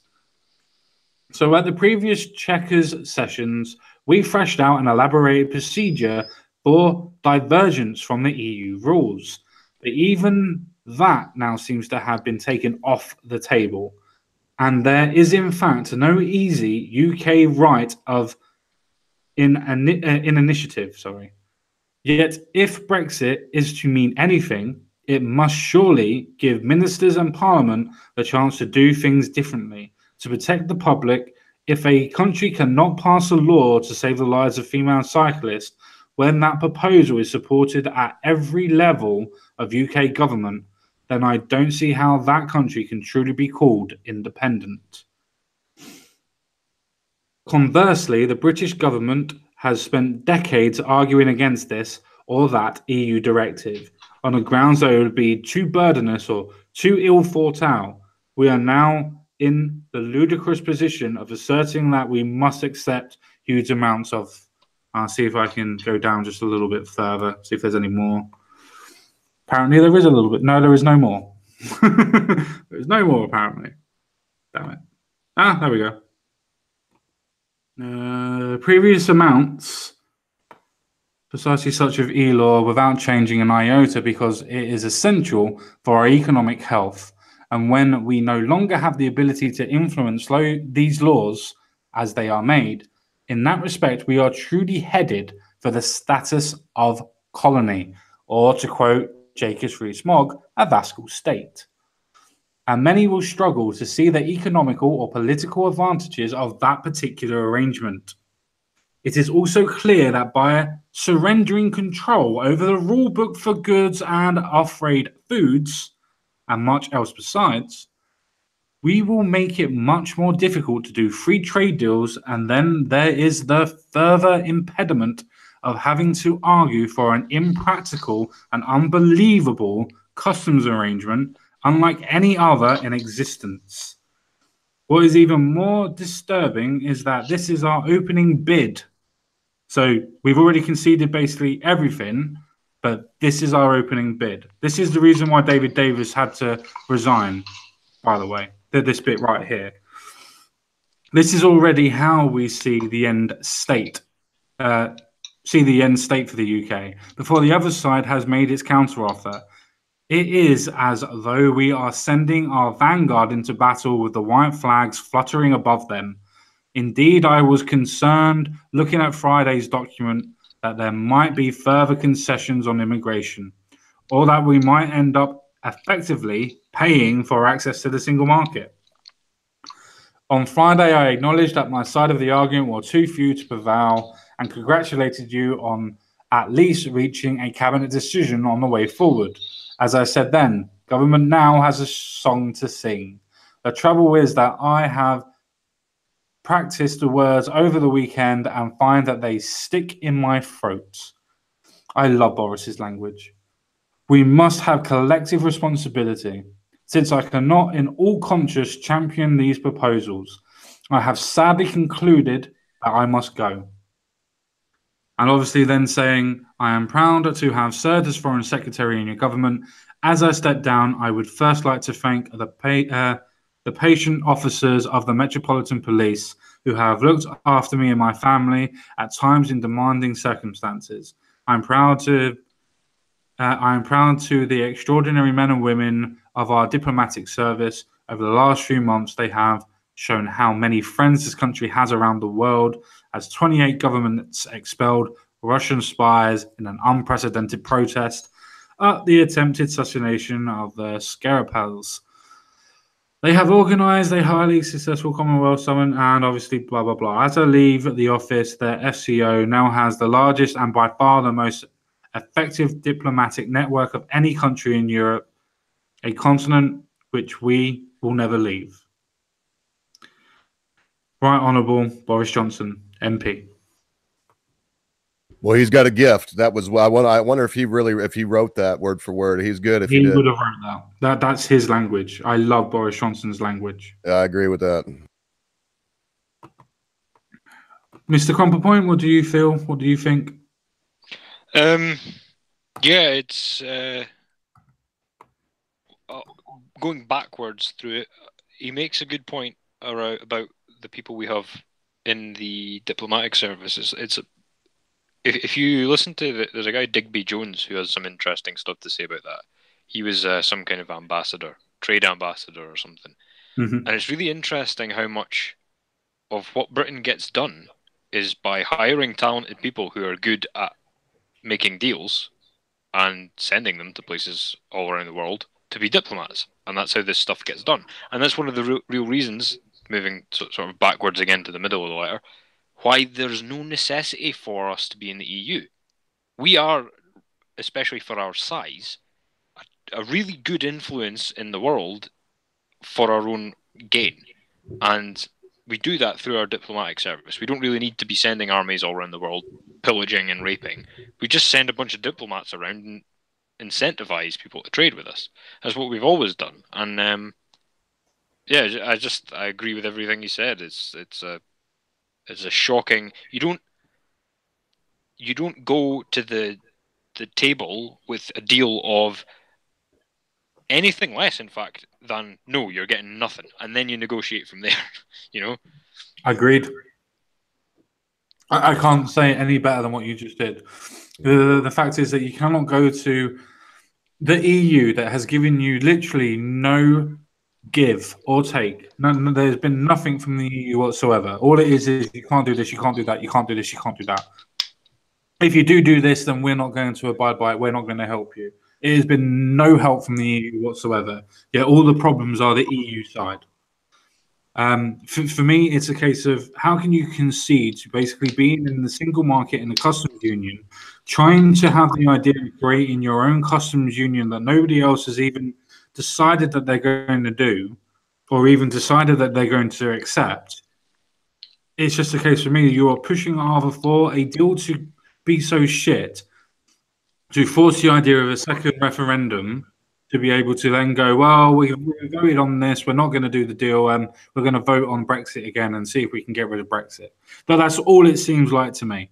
It just seems that this is a way of trying to scupper the deal on purpose to go, well, I tried. They're going through the motions.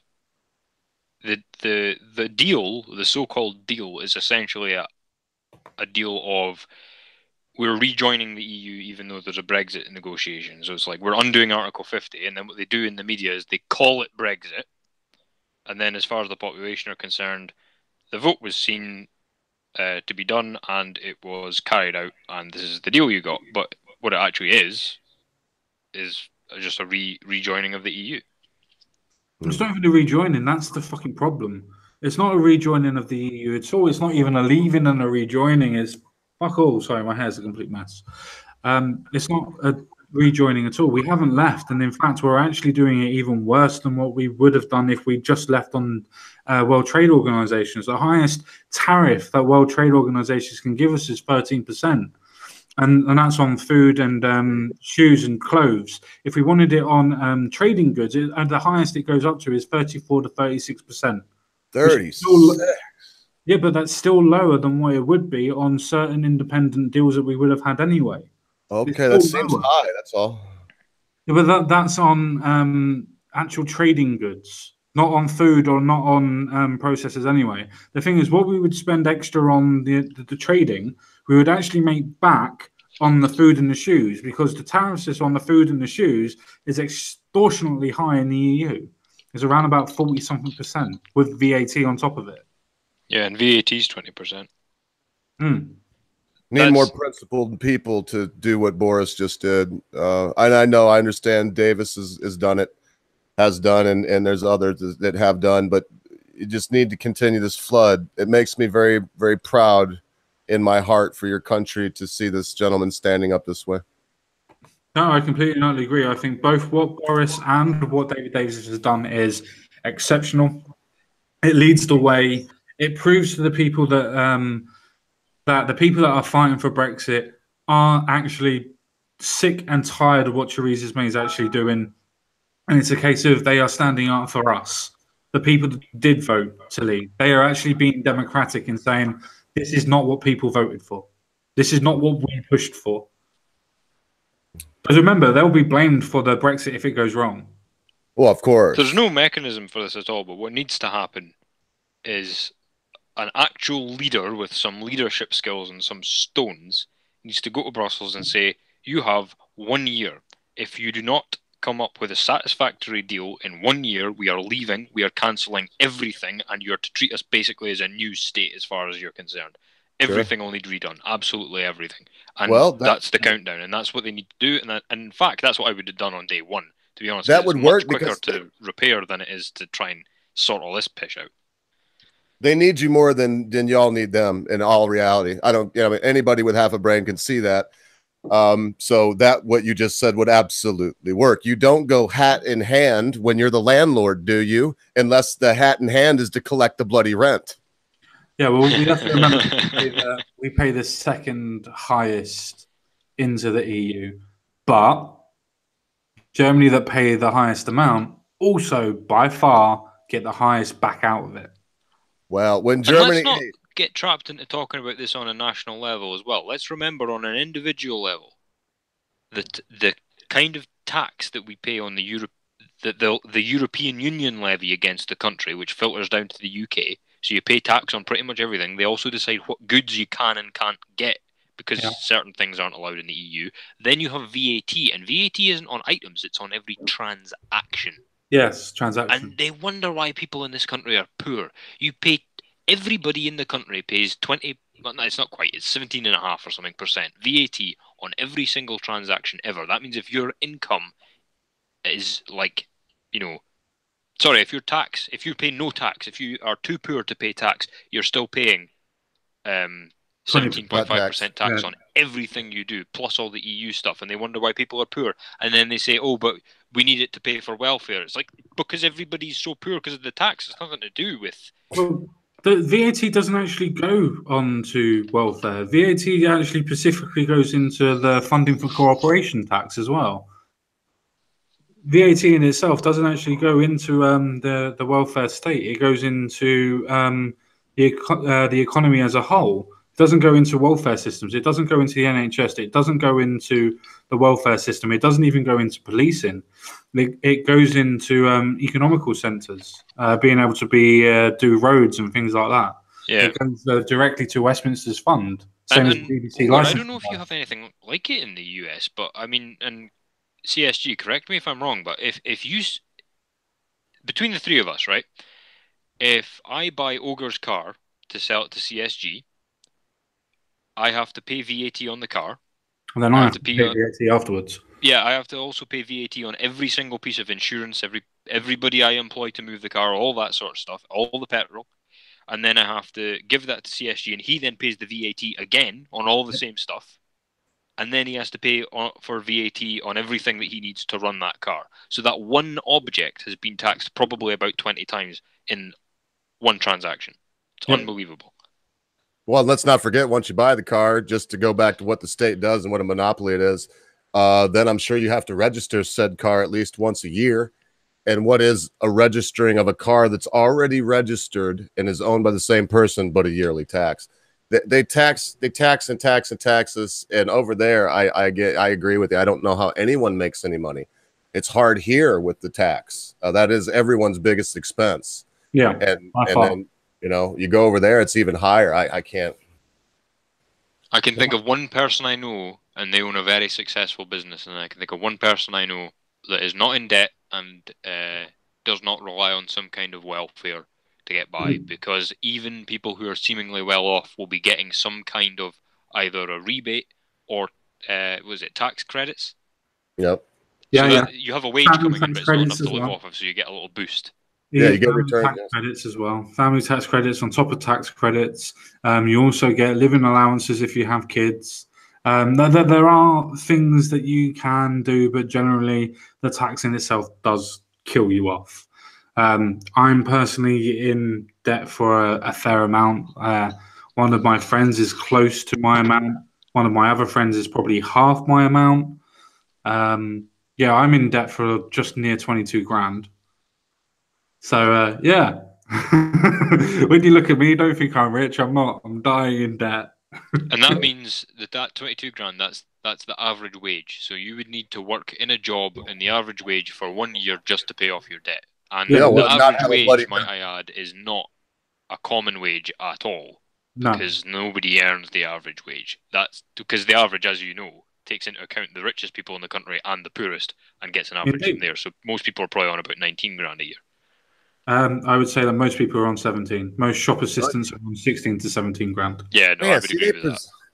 That's shocking, but because they present a lot different view of that. In our country, we're pretty much told that you're a very, very wealthy country. That the average, last I saw, they were saying it was 25,000 pounds a year. But y'all are saying no, that's bullshit. No, that's definitely bullshit. Absolutely bullshit.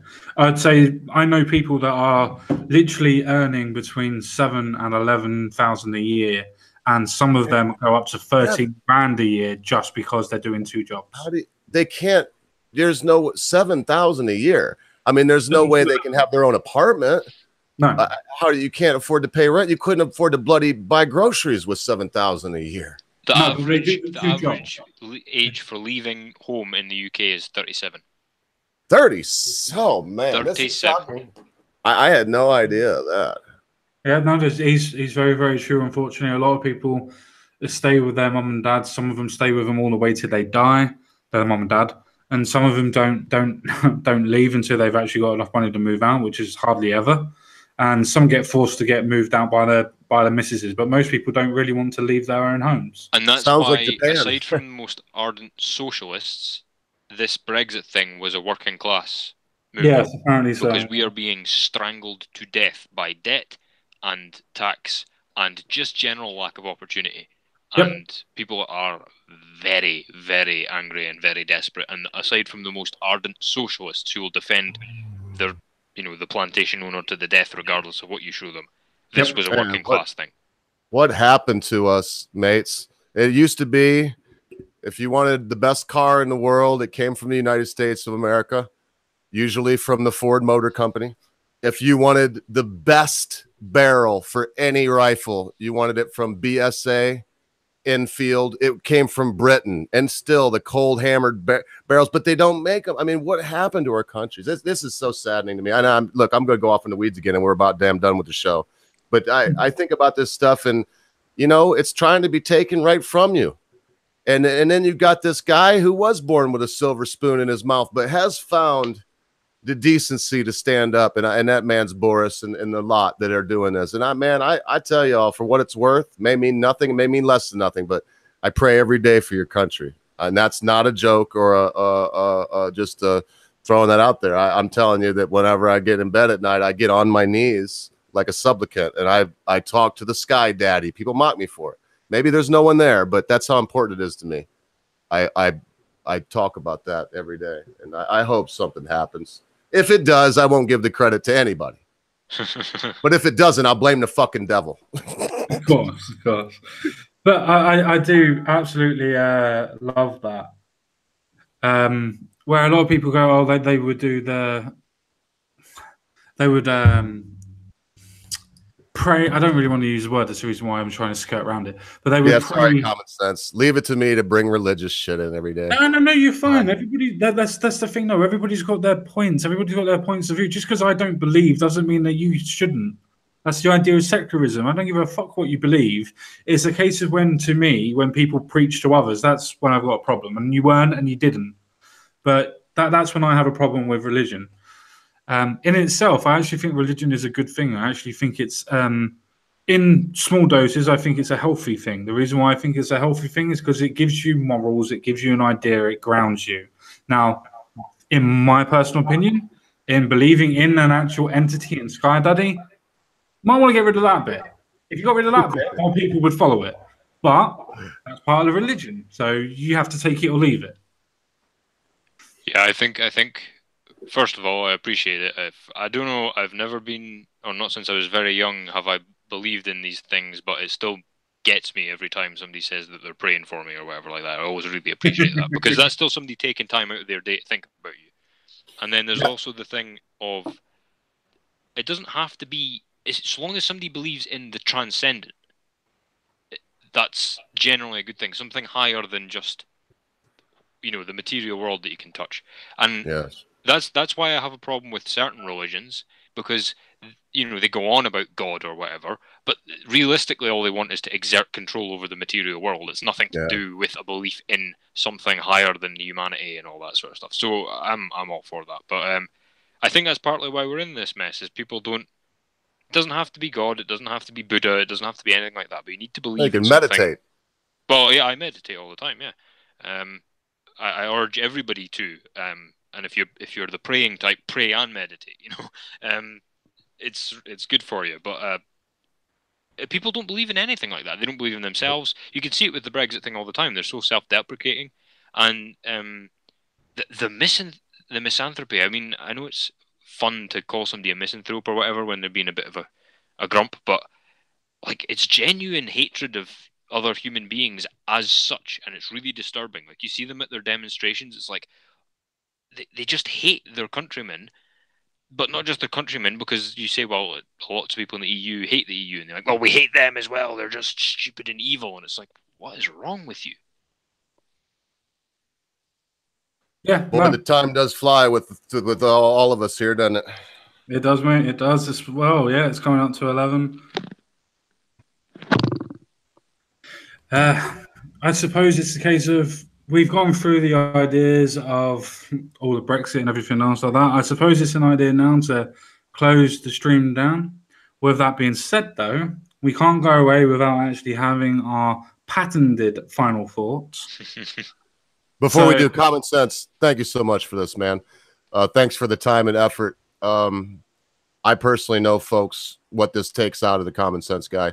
If you think that this is just fun and games for him, I personally know. So every chance you get, why don't you drop the man a line and tell him the same thing. If you show up and you enjoy the show, let him know you appreciate what he does and that his efforts and that sometimes the actual physical pain he goes through is worth it.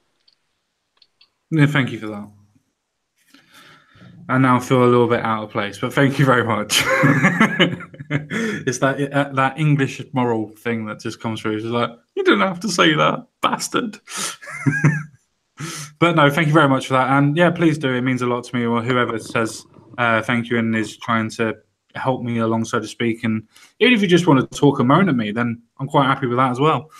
That being said, we are going to go on to our final words, so to speak, now. So hopefully that's given some access to Crumple Point to be able to go first. Then obviously Erg second, and then obviously me last. Okay. Well, thank you to you both, gents, for having me on as always, because I'm a long-time fan of the show, and I've recently become a guest of the show, and it's really nice, and I really enjoy being able to talk to you guys, and I love this little community we've got. It's very rare and special thing, and I know that sounds a bit pithy, but it really is pretty cool. I like it a lot, and there's a lot of marvelous nutters in the chat and the Discord and everything like that. It's really great. And with this, I think my final word will be about more. Don't let this supranational structure of the EU and the UN, all these, because I mean the Americans are scared of stuff like NATO and the UN eroding their sovereignty too. Don't let the backlash to that be running into the arms of nationalists, small-minded nationalists. There's nothing wrong with nationalism as such, but don't just have a knee-jerk reaction to this and just run at the arms of the nationalists. Try and think on an individual level as much as you possibly can, because your neighbor is an individual. All the people in your street are individuals, and groups are made up of individuals, and you need to not become a mob, and you need to do things. What Common Sense Guy has started doing is he has created the Liberal Britain Party, and what he's done is he's taken some personal responsibility for all this, and he's actually gone, you know what, this is fucked, and instead of just hand-wringing and saying how fucked it is, I'm going to run for a councillor, or whatever his plans are. I don't think he's going national just yet. I think he's going for councillor, and that's what we need to do. We need to go, right, I'm not going to run into the arms of the nearest convenient nationalist just to stick it to the EU. We need to look at our own situation and what we can do in it, and if that's changing people's minds or reaching across the aisle and discussing something with somebody we might otherwise hate, just being a bit wiser when it comes to the media and stuff like that. Or you could take the big step and do something like what Common Sense Guy's done. Ogre relentlessly hosting these shows week in and week out, trying to get the message out and get people to think and poke the bear with a stick every now and then. You've got to do that. Don't just get frustrated and bitter. Get doing something, whatever that is, even if it's quite small. And hats off to both you gents for doing that. And thanks for me on again. No worries. Thank you very much, sir. Cheers. That was humbling. Well, once again, I'm going to do something that I do from time to time, and a little out of my depth today. Sorry if I was off topic. In fact, I know not if I was. Maybe I felt a little inadequate because I don't know what's going on in Great Britain, and sometimes it would be wiser for someone like me, and I was trying it today, just not as often as I should have, to maybe just not say anything and listen and learn. That's good advice for me and for all of us. But I will now leave this to Mr. Jensen, famously played by Ned Beatty in Network from 1977. You have meddled with the primal forces of nature, Mr. Beale, and I will not have it. Is that clear? You think you've merely stopped a business deal? That is not the case. The Arabs have taken billions of dollars out of this country, and now they must put it back. It's ebb and flow, tidal gravity, it's ecological balance. You're an old man, and you think in terms of nations and people. There are no nations. There are no peoples. There are no Russians. There are no Arabs. There are no third worlds. There is no West. There is only one holistic system of systems, one vast and immane, interwoven, interacting, multivariant, multinational dominion of dollars. Petrodollars, electodollars, multi-dollars, Reichmarks, rens, rubles, pounds, and shekels. It is the international system of currency which determines the totality of life on this planet. That is the natural order of things today. That is the atomic and subatomic and galactic structure of things today, and you have meddled with the primal forces of nature, and you will atone. You get up on your little 21-inch screen and howl about America and democracy. There is no America. There is no democracy. There's only IBM, ITT, AT&T, Dow, DuPont, Union Carbide, and Exxon. These are the nations of the world today. We no longer live in a world of nations and ideologies, Mr. Beale. The world is a college of corporations, inexorably determined by the immutable bylaws of business. The world is a business, Mr. Beale.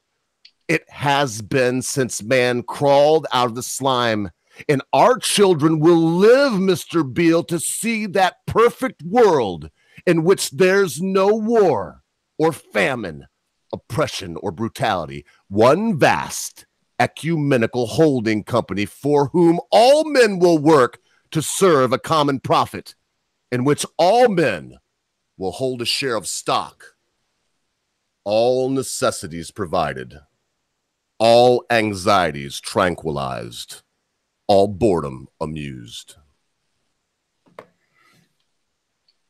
Thank you very much, Ogo. Very, very prominently said. Very well done.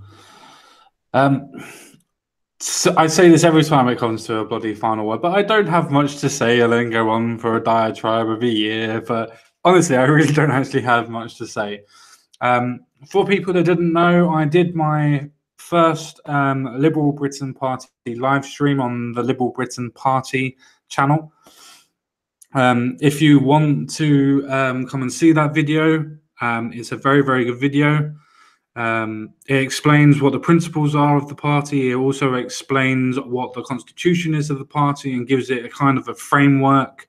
I also did a second stream of a specific question that I would say a prominent YouTuber, but somebody that's in our field, you'll be able to see on the live chat who interacted with me if you wanted to go and watch that. But that video was actually about the idea of why didn't I join a fringe party and why I decided to set up this party. Now, when I say set up, I mean everything is done except for one thing. I'll get to that point very quickly, though. We have logos, we have pictures, we have a name, obviously, the Liberal Britain Party, which nobody else has had. It's not taken. It is able to get registered. We have a de facto leader at the minute, which is just, it's me, if you didn't know. But I also have somebody that can be a treasurer. So the only thing that I actually need to get this registered now and to get this published onto a ballot paper is I need £150. Now, I can stop up the £50. I can do that now. But the only thing that I do need is, as Ogre has alluded to, I actually need some shekels. I'm not expecting lots of people to donate or anything else like that, but have a look at the video.